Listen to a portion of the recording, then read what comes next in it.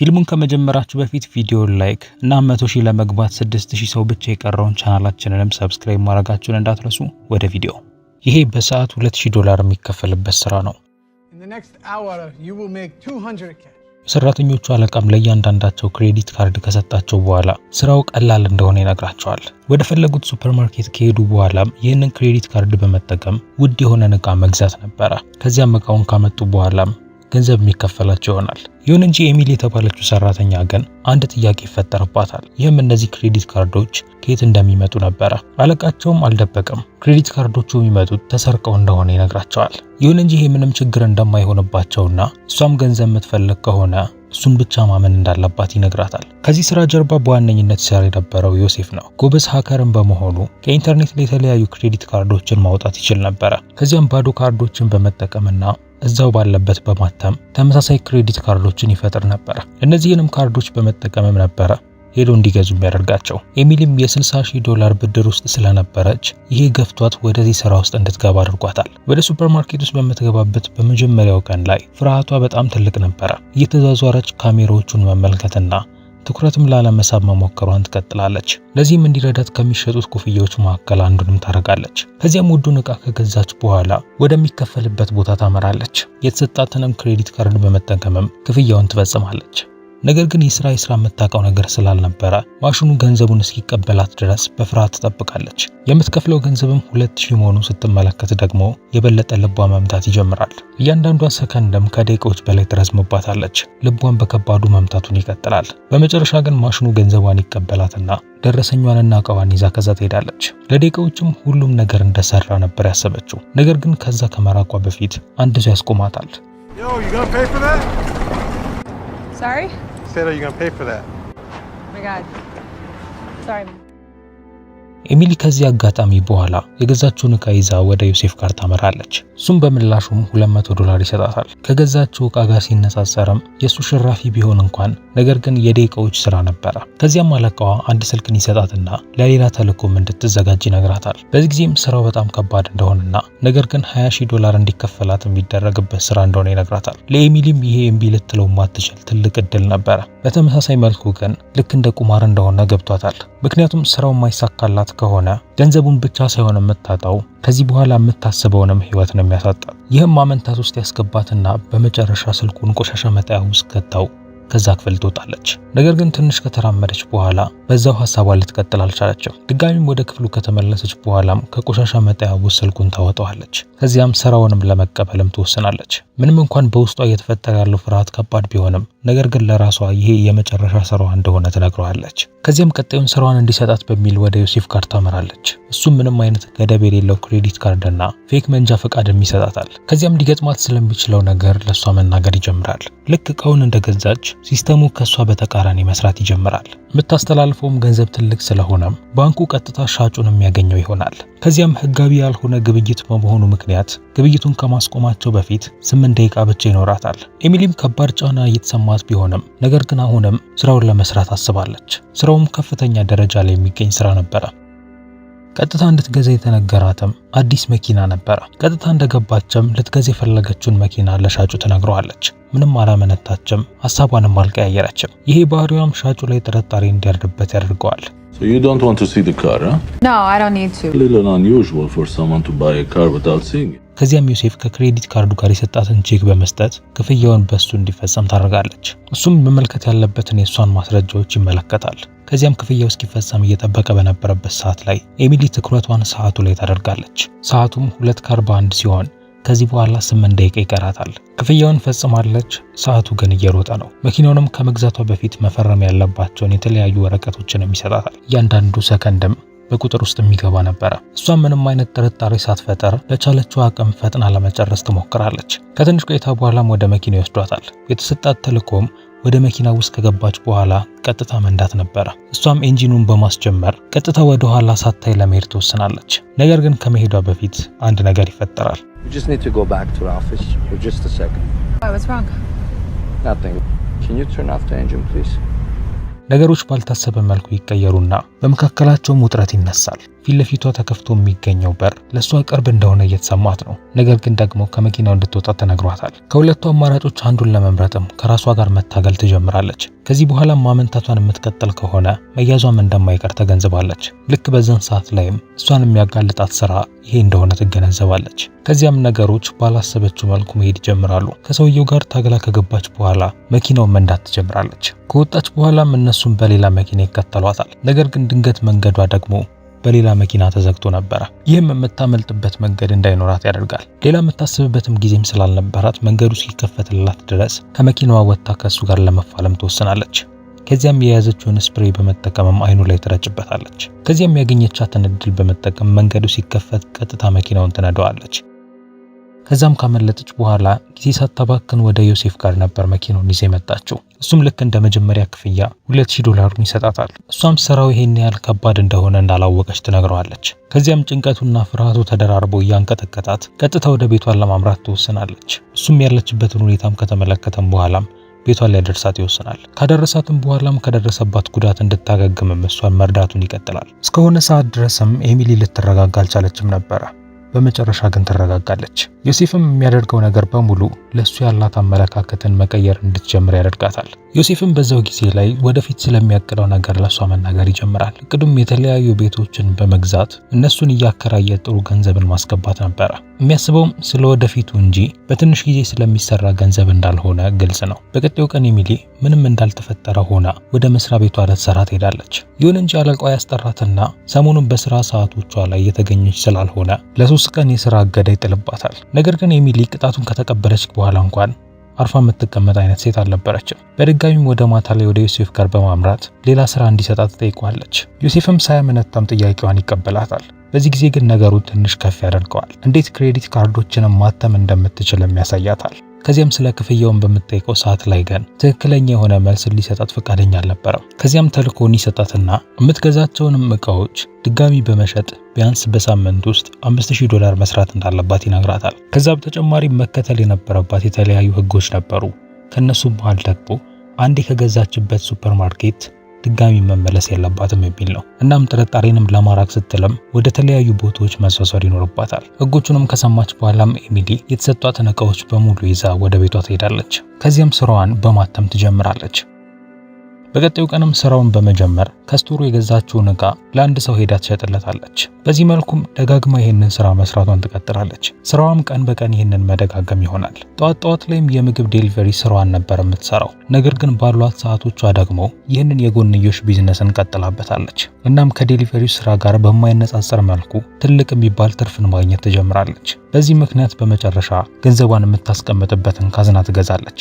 የሆነ ጊዜ ላይም ሊዝ የተባለች ጓደኛዋ ለ2 ሳምንታት ያክል ውሻዋን እሷ ጋር እንድታቆይላት ትጠይቃታለች። እሷም ያንን ተቀብላም ከውሻዋ ጋር ጥሩ ህይወት መምራቷን ትቀጥላለች። ከዚያም ከቀናት በኋላ ያገኘችውን ገንዘብ ለዮሴፍ ለመስጠት ስትል ወደ ዮሴፍ ጋር ታመራለች። በዛ ጊዜም ለሷ የሚደርሳት ትርፍ $10,000 ነበረ። በስራው ላይም ጎበዝ እየሆነች መምጣቷ የሚታይ ነገር ነው። ነገር ግን ከዚህ ጀርባ እየተፈጠረ ያለ ሌላ ነገር ነበረ።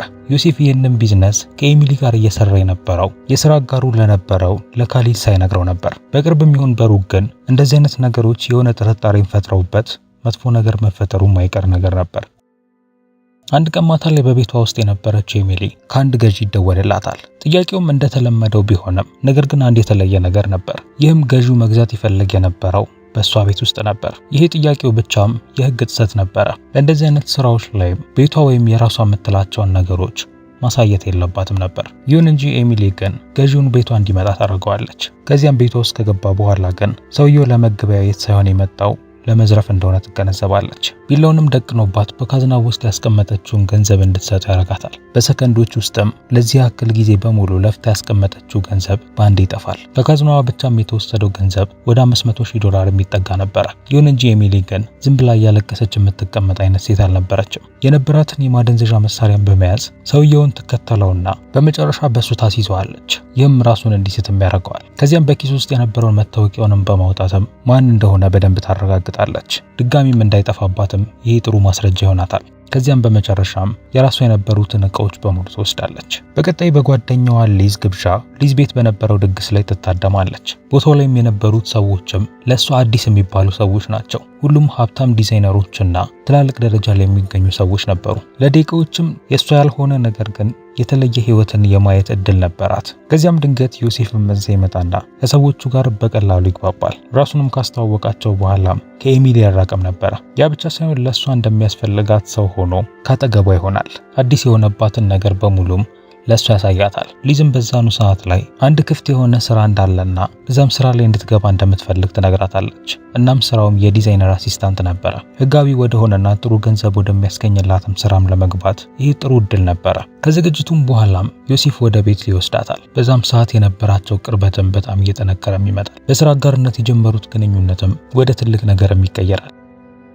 አንድ ቀንም ዮሴፍ ጠርቷት ሊገዛ ያሰበውን ቤት ያሳያታል። ከእንደዚህ አይነት ስራ ውስጥም ወጥቶ ትልቅ የሆነ ደረጃ ላይ ለመድረስም የሚተጋ ሰው መሆኑንም እንድታውቅለት ይፈልግ ነበር። ኤሚሊም በሁኔታው የተገረመች ሲሆን እሱንም ከዚህ በፊት ታየው በነበረው አይን መመልከቷን ታቆማለች። ቅርርባቸው የሚጠነክርና በመጨረሻም ዮሴፍ ከቤተሰቦቹ ጋር እንድትተዋወቅም ይጋብዛታል። እነሱም በደስታ ተቀበሏት። ነገሮች ጥሩ ላይ ያሉ ቢመስሉም ነገር ግን ይሄ በእንደዚሁም ይቆይ አልነበረም። ድንገት ካሊል ከራሱ ሰዎች ጋር ወደዛ ቦታ ይመጣል። እዛም የነበራቸው የደስታ ስሜትም ወዲያውኑ ነበር የተቀየረው። የዮሴፍ እናትም ከዛ በሄደችበት ሰዓት ላይ ካሊል ነገሮችን በሙሉ የሚቀየር አንድ ነገርን ያጋልጣል። ኤሚሊም ከተነገሯት ህጎች መካከል ዋነኛውን ስትጥስ የሚያሳይ ቪዲዮም ነበረው። ይህም ህግ ደግሞ በአጭር ጊዜ ውስጥ ወደ ተመሳሳይ ሱፐርማርኬት ተመልሳ ግብይት መፈጸሟ ነበረ። መረጃውን በተለያዩ ሚዲያዎች ላይ ተሰራጨ ሲሆን ነገሮችንም የተባባሰ ደረጃ ላይ የሚያደርሳቸዋል። ነገር ግን ዮሴፍም ለዚህ ምላሽ ከመስጠቱ በፊት ድንገት እናት ወደዛ ትመጣለች። ከዚህ በኋላም ወደ ኋላ ሊመልሱት የሚችሉት ምንም አይነት ነገር አይኖርም። በቀጣይ ኤሚሊ ትኩረቷን በሙሉ በአዲሱ መንገድ ላይ ለማድረግ አስባለች። ወደ ሊዝ መስሪያ ቤትም ለኢንተርቪው መጣለች። እነሱም እሷን ቀጥታ ወደ ጥያቄው ከማስገባታቸው በፊት ስራው ምን አይነት እንደሆነና እንዴት መስራት እንደምትችል ያለውን ነገር በሙሉ ያስረዷታል። በዛኑ ቀን ከሰዓት ላይም ዮሴፍን ሄዳ ደግሞ ታገኘዋለች። በዚህ ጊዜም እንደሚታየው ልክ ያልሆነ ነገር ነበረ። እሱም ስሜቱ ተቀያይሯል። እናም በጣም የተናደደም ይመስላል። የደረሰበት ጉዳትም ደግሞ ከዚህ ጋር የተያያዘም ይመስላል። እሱም ወዲያውኑ ከዚህ መሄድ እንዳለባቸው ከነገራት በኋላ ወደ እሷ ቤት ያመራሉ። እዛም እንደደረሱም የተፈጠረውን ነገር በሙሉ ይነግራታል። ለ3 ዓመት ያክል አብሯቸው ሲሰራበት ከነበረው ነገርም እንዲወጣ አድርገውታል። ከዛ በተጨማሪ ደግሞ የሚያናድደው ነገር ለ5 ወር የሰራበትንም ገንዘብም አልከፈሉትም። ከጀርባ ምንም ይፈጠር ምንም ነገር ግን ይህንን ስራ የሰራው ካሊል እንደሆነ ግልጽ ነው። ጭንቀቶቹም ወደ ንዴት መቀየራቸውን ይቀጥሉና በመጨረሻ ግን አንድ ውሳኔ ላይ ይደርሳል። ይህም ደግሞ የሰሩት ገንዘብና የሚሸጡ እቃዎች በሙሉ የሚቀመጡበትን ክፍል መዝረፍ ነበረ። ዋነኛ እቅዱም ካሊል እነዛን ከማንቀሳቀሱ በፊት ወዲያውኑ መውሰድ ነበረ። በዚህ መልኩም በነገው ዕለት ስራውን ለመስራት የሚስማሙና ያድራሉ። ጠዋት ላይ ኤሚሊ ስትነቃ አንድ ነገርን ታስታውሳለች። ይህም ደግሞ ከሊዝ አለቃ ጋር የምታደርገው የመጨረሻ ኢንተርቪው ቀን ዛሬ ነው። ይህ ህይወቷን ሊቀይር የሚችል ጥሩ እድል በመሆኑ ምክንያት ሄዳ እድሏን ለመሞከር ትወስናለች።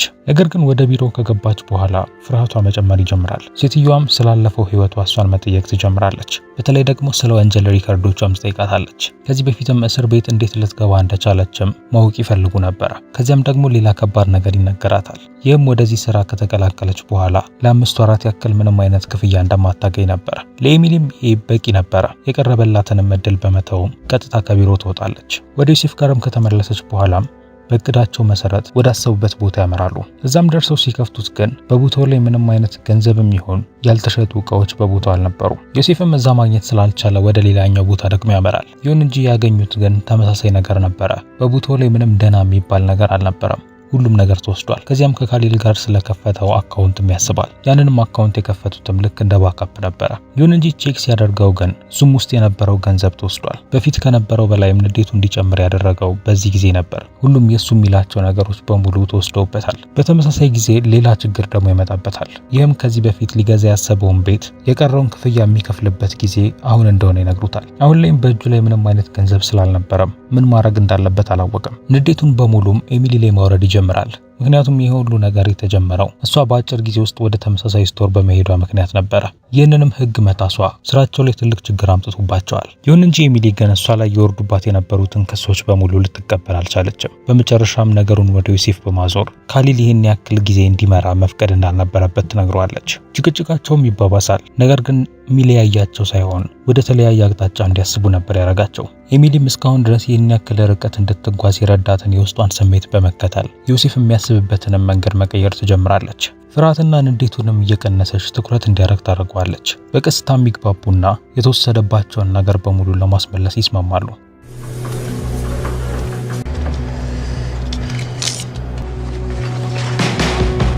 በዛን ቀን ማታም በቀጥታ ወደ ካሊል ቤት ያመራሉ።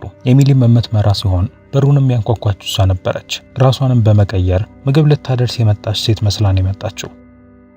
አንደኛው ጋርድም በወጣበት ሰዓት ላይ ወዲያውኑ ጥቃቷን ትጀምራለች። ነገሩም እዚህ ጋር አላበቃም ነበረ። ኤሚሊ የጋርዱን ስልክ በመውሰድ ሌሎቹን ጋርዶች ትጣራለች። አንድ በአንድም ይህንን መንገድ በመጠቀም ሁሉንም ከቤት ውስጥ እንዲወጡና ቤቱንም ለማጽዳት ነበረ። ካሊልም ብቻውን ቤት ውስጥ ካስቀሩት በኋላ እሱን መጋፈጥ ለነሱ ቀላል ይሆንላቸዋል። ነገር ግን ቤት ውስጥ በገቡበት ሰዓት ላይ ልክ ያልሆነ ነገር ነበር። ካሊልንም በየቦታው ቢፈልጉትም እዛ ግን አልነበረም። ከዚያም ድንገት ከዮሴፍ ኋላም በመምጣትም ጭንቅላቱን ይመታዋል። ኤሚሊም ብቻዋንም ትቀራለች።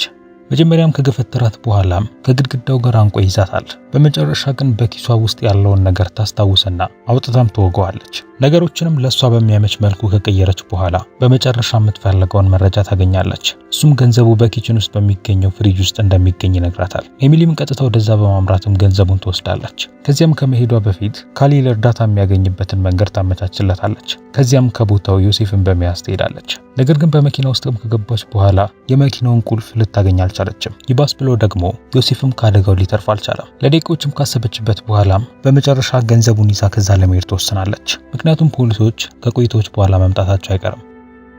ከቀናት በኋላም ፖሊሶች ወደ ቤቷ ይመጣሉ። ይሁን እንጂ እሷ ቀድማ ከዛ ሄዳ ነበረ። የነበሯትን ነገሮች በመተውም ራሷን አረቃ ወደ ሌላ ቦታ ወስዳለች። በመጨረሻው ትዕይንት ላይም ኤሚሊ ከዚህ በፊት ተስፋ በመቁረጥ ውስጥ በነበረችበት ጊዜ ላይ የገባችበት ቢዝነስ ውስጥ ድጋሚ እንደገባች እንመለከታለን። ይሁን እንጂ በዚህ ጊዜ ግን ተሳታፊ ሳትሆን ዋና መሪ ነች። የራሷን ስርዓትም ገንብታም አዳዲስ ሰዎችንም እያሳተፈች ትገኛለች። ፊልሙም ልክ እዚህ ጋር ያበቃል። ከተመቻችሁ ላይክ እና ቻናሉን ሰብስክራይብ ማድረጋችሁ እንዳትረሱ። በሌላ ቪዲዮ እስከምንገናኝ ድረስ ግን ቻው።